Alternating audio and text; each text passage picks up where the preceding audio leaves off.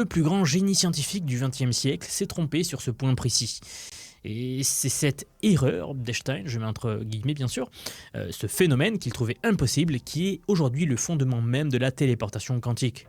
Et puis, en mai 2024, quelque chose de complètement inattendu s'est produit.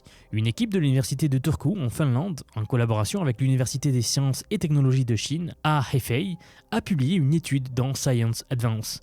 Leur découverte, c'est la suivante. Le bruit quantique peut améliorer la qualité de la téléportation quantique. Oui, c'était tellement énorme que j'en avais déjà dédié une vidéo à l'époque, et vous aviez été très nombreux à y réagir. Donc, l'ennemi de toujours était devenu un allié, voyez-vous.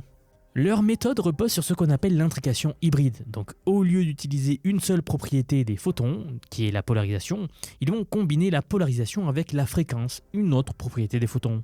Et cette combinaison change fondamentalement la façon dont le bruit interagit avec le système, parce que au lieu de détruire l'information, le bruit la renforce. Le professeur Piilo de Turku a été assez direct là-dessus. Il a dit que leur découverte inverse complètement le rôle du bruit dans la téléportation. Ce qui était nuisible devient bénéfique.